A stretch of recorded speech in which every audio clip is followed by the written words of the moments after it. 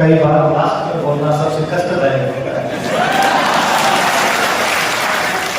और प्रश्न भी यदि आपसे पूर्व के वक्ता इतने होनहार होगी सारी बात बोलते, मैं बेटा बेटा घर से जो तैयार करके आया था, मैं देख रहा था कि लक्ष्मी बोल गई, ये गणपति बोल गई। अब बोलेंगे क्या आपने? मैं कल रवाना हो रहा था वहां से, तो प्रवीण सिंह जी वाली टीम ने कहा कि सर एक पोस्ट कर दो, आप तो थोड़ा ठीक रहे कि आप आ गए। ठीक है, मैंने फेसबुक पे लिखा कि मैं मेरे दूसरे घर बाड़मेर जा रहा हूं।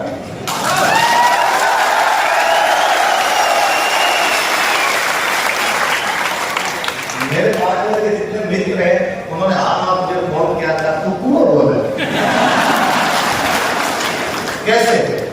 पहला ही है, तेरे गांव में कौन जानता है तेरे को? हम बाड़मेर वाले तो तेरे को कम से कम जानते तो हैं। तो ये मुझे हमेशा ही लगता है कि भाई लक्ष्मी जी और गणपति जी आपके खुद के लोग हैं, यहाँ के लोग हैं। आपने मुझे बुलाया अपने दिल से, इसके लिए मैं आपका खूब सारा अभिवादन करता हूँ, आपको धन्यवाद ज्ञापन करता हूँ। ज्यादातर बातें लोगों ने बोल दी, मुझे लगता है मेरे बोलने के लिए ऐसा कुछ बचा नहीं है, फिर भी आप आए हो, मैं भी थोड़ा बोल देता हूँ। गर्मी भयंकर हो रखी है, आपके बरसात नहीं भी, पूरी बरसात नहीं भी, बादल करते हैं आपसे। एक राजस्थानी भाषा के बहुत बड़े साहित्यकार हुए शंकरदान सामोर। शंकरदान जी सामोर का एक दोहा अपने इस रेगिस्तान की धरती के लिए, अपने मरुस्थल के लिए, कि पानी रोकाई प्याम हो और रंग पियोड़ी रज, कि इस धरती को पानी तो क्या ही पिलाया जाए, इसने खून पी रखा है। शंकर मन में समझ नहीं बन सकता,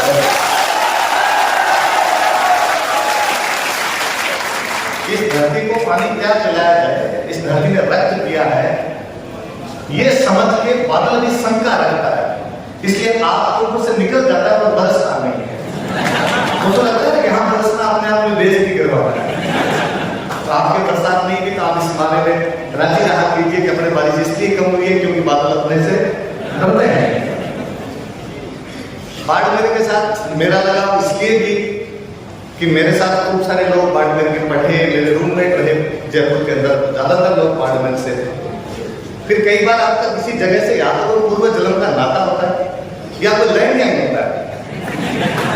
मैंने एक दिन मेरी किसी एक क्लास में, मैं ऐसे कभी मंच में नहीं बोला, गणपति और लक्ष्मी नेचुरल इस प्रकार से बोलने वाले लोग हैं, मैंने नहीं बोला ऐसे किसी भी मंच पे कभी खड़े होके।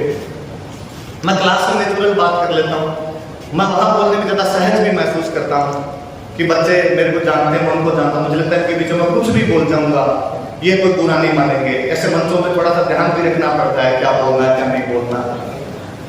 मैंने किसी क्लास में यूं कहा कि बाड़मेर साइड के लोग हैं, वो किसी भी नाम को ऐसे बोलते हैं, रत्नी तिलकी।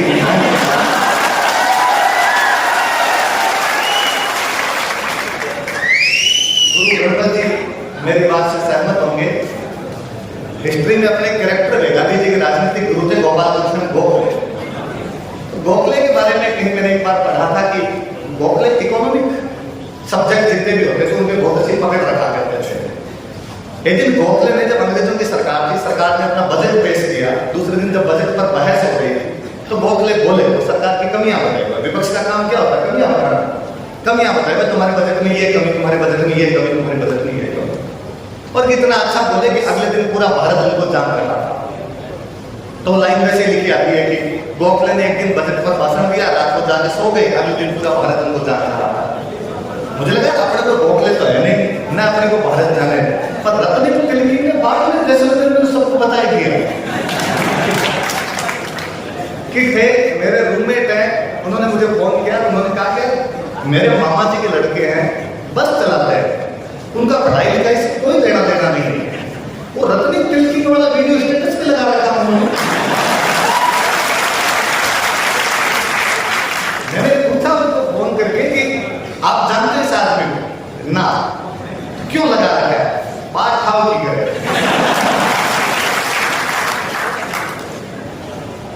ये तमाम बातें बताई गणपत जी ने, यही चीजें हैं। मैं बोलता था, मैं इनसे पहले बोलता था तो मैं सारी बोल देता, ये पहले बोल देते। मुझे एक लगता है हमेशा कि हमें पढ़ते टाइम ये पता रहना चाहिए कि हमें क्या नहीं आता है। लोगों को अपनी कमजोरियां हमेशा पता रहनी चाहिए। सुकरात बहुत बड़े दार्शनिक वे सॉक्रेटिस यूनानी के, उनका एक डायलॉग है कि हाँ मैं बहुत बड़ा ज्ञानी हूं क्योंकि मैं जानता हूं कि मैं क्या नहीं जानता, मुझे मेरे अज्ञान का ज्ञान। हमें से ज्यादातर लोगों को अज्ञान का ज्ञान नहीं होता है कि हमें कौन सी बात पढ़नी है, कौन सी नहीं पढ़नी। मैं अक्सर स्टूडेंट को वहां कहता था कि इस दुनिया में हर आदमी ये जानता है, या स्टूडेंट के लिए हासिल में अपने सारे स्टूडेंट बैठे हैं कि हर स्टूडेंट ये जानता है कि क्या पढ़ना है। बहुत कम स्टूडेंट ये जानते हैं कि क्या नहीं पढ़ना है। हम धूल में लट मारते हैं। हमारी पढ़ाई का जो मार्ग होता है उस मार्ग को हम खुद ही इतना उबड़ खाबड़, इतना कंटीला बना लेते हैं जिसकी हद नहीं। मां सुबह आपकी कोचिंग है माइलस्टोन एकेडमी, वो मेरे साथी रह गए वहां पर। मेरे और उनका घर आसपास में था गणपत जी का, और मेरा उनका नाम भी गणपत जी है। मैं सुबह उनसे मिलने के लिए गया, मतलब उनकी कोचिंग में टेस्ट चल रहा था, रेट का। 9 बच्चों से बात वगैरह करने लग गया। तब मैं उनको यही बता रहा था, आपका एग्जाम है, थोड़े दिन बाद आप एग्जाम देंगे, सर क्या पढ़े। मुझे लगता है पिछले 6-1 महीने में आज किसी ने जो सवाल पूछे हैं उन पेपर को पढ़ जाना है। क्यों? तो यदि आप वो पेपर पढ़ेंगे तो आपको लगेगा कि पिछले 6 महीने में आरपीसी सेम सवाल ही पूछ रही है, चेंज नहीं कर पा रही, अपने 19 सवालों को घुमा फिरा के पूछ रही है। हम कोचिंग के नोट्स पढ़ रहे हैं खूब सारे, हम खूब सारे बुक्स उठा के पढ़ रहे हैं। आरपीसी अपने दायरे से बाहर नहीं निकली, उसने ले दे के वो कुछ क्वेश्चन अपने तय कर रखे हैं और उन क्वेश्चन के अंदर से पूछ रही है। पर स्टूडेंट ये काम नहीं करता, बाकी सारे काम कर लेता है।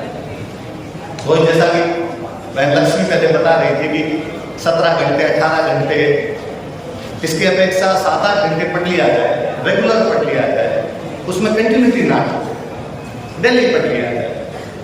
अभी एक मेरे मित्र ने गणपति से सवाल किया था कि मोटिवेशन खत्म हो जाता है, आप आए आपको 1 घंटे बोल के चले जाओगे, हम दोबारा मोटिवेट कहाँ से होंगे। मुझे लगता है मोटिवेशन हमें हमारे आसपास से, हमारे आसपास के जो लोग हैं उनके अंदर से आदर्श लेके जाने चाहिए, उनके अंदर से मोटिवेट करने वाले लोग होने चाहिए। यदि आप थोड़ा सा अपने आसपास की नजरें उठा के देखेंगे तो आपको खुद को लगेगा कि हमारे पास में मोटिवेशन था, हम उस तरफ देख ही नहीं पाए। मैं आजकल मेरी को लोग जानते इसीलिए हैं कि मैं राजस्थानी भाषा में बोल लेता हूँ, या राजस्थानी के दोहे बोल लेता हूँ, या राजस्थान का इतिहास पढ़ा लेता हूँ। मैं साइंस का विद्यार्थी था, सीधे तौर पर इन विषयों से कोई लेना देना नहीं। फिजिक्स, केमिस्ट्री, मैथमेटिक्स पढ़े। मैंने पहली बार कोई सब्जेक्ट पढ़ा है तो मैथमेटिक्स था। मुझे आज भी यदि मेरे किसी सब्जेक्ट पे सबसे कॉन्फिडेंस रहता है कि ये मेरा सबसे अच्छा तो मैथमेटिक्स है, पर उसमें मुझे हमेशा लगता है मैथमेटिक्स के लिए मुझे कॉपी और पेन की आवश्यकता नहीं है। मैं बिना कॉपी पेन के पढ़ लूँ और बिना कॉपी पेन के पढ़ लूँ। बीच में मैं एनिमेशन करने लग गया था, तो अपने हेरी टाइप के कार्टून देखिए आपने, ये कार्टून बनाने का कोई पेपर हुआ, उस पेपर में पास हुआ तो एग्जाम देने लगे। 2008 की बातें, एक्सीडेंट हुआ मेरा, हाथ पैर दोनों टूटे। घर वालों को बता नहीं सकता, घर वाले डांटेंगे। साथ वाले बहुत अच्छे लोग थे, उन्होंने कहा तू कमरे में पड़ा है, रोटियां तो हम खिलाई देंगे तेरे को। आप जानते ही होंगे सारे, ये हमारे बीच में बैठे हुए हैं महेंद्र सिंह तारा। ये मेरे भैया के एक साथी थे, मुझे ये छोटे भाई की तरह रखते थे। इनको पता चला कि मेरा ऐसे एक्सीडेंट हो रखा है, हाथ पैर दोनों टूट रखे हैं, ये मेरे से मिलने के लिए आए। मिलने के लिए आए तो साथ में मेरे लिए एक किताब लाए। मुझे अपनी लक्ष्मी कुमारी चंदावत की किताब थी मानसव रात। मुझे लगता कि ये तो क्या करता रहता है पढ़ा सारे दिन। मैं पढ़ा रहता हूँ, ये साथ वाले 2 रूममेट है, ये थोड़ा देर रजाई कर लेते हैं, फिर इनको तो पढ़ना होता है, ये अपने अंदर वाले रूम में चले जाते हैं, मैं वापस पढ़ा रहता हूँ उधर। तो ये बुक पढ़ लिया कर, जो राजस्थानी भाषा में लिखी हुई है, मुझे तो आती नहीं, तो पढ़ा कर नहीं समझ में आए तो कहीं मेरे से पढ़े, मेरे से पूछ लेना। वो टर्निंग पॉइंट कि उस दिन के बाद मैं उस जगह पे उस स्थितियों में इतना घुसा, इतना अंदर तक पहुंचा कि बाद में मुझे लगने लगा कि यार अपने वास्तविक चीज तो ये है, अपने मैथमेटिक्स की तरफ फालतू में माथा मार रहे, अपना स्वाभाविक रुझान इधर है। ये महेंद्र भाई हमारे साथ वहां तैयारी किया करते थे, मुझे स्प्रिंग बोर्ड में ले जाने वाले यही थे। ये तैयारी छोड़ के आ गए। मुझे हमेशा आदर से ही लगी, मैं हमेशा चाहता था कि मैं इनकी तरह बोलूं, मैं इनके जैसे कपड़े पहनूं, इनकी तरह चलूं, ये जैसे बातचीत करते हैं वैसे मैं बातचीत करूं। हम इनके बारे में सुनते, अभी ये भैया स्केच बना के लाए, मुझे वापस याद आया कि अपनी दीवारों पर स्केच बना लिया करते, सारी दीवारों पर स्केच उकेर लिया करते, कविताएं बहुत अच्छी लिख लिया करते थे। 2005 में आपके मिस्टर डेजर्ट थे, थारश्री रहे थे 2005 में, तो हम तो आज भी इनको थारश्री नाम से जानते हैं। ये क्रिकेट खेला करते थे, पार्थिव पटेल की और इनके साथ में क्रिकेट खेली थी। कल मैं जब आ रहा था ट्रेन में तो मुझे स्प्रिंग बोर्ड के पुराने रूममेट मिल गए। अब गादरिया काम है, गादरिया की मुराद भाई आजकल रेलवे इंजीनियर है, मुराद भाई मिल गए। तो उन्होंने कहा कि यार मुझे पता तो था कि तुम बाड़मेर में कार्यक्रम है उसके अंदर जाओगे, पर कैसे क्या बोलो, कैसे जानते हैं, कैसे जा रहे उस कार्यक्रम में। मैंने वापस कहा कि वो महेंद्र भैया पहले यहाँ स्प्रिंग बोर्ड मेरे सीनियर थे, उन्होंने फोन किया कैसे ऐसे कार्यक्रम में तुम आ जाएगा। उनकी बात टालना मेरे लिए असंभव है, मुझे जाना ही था उसके अंदर।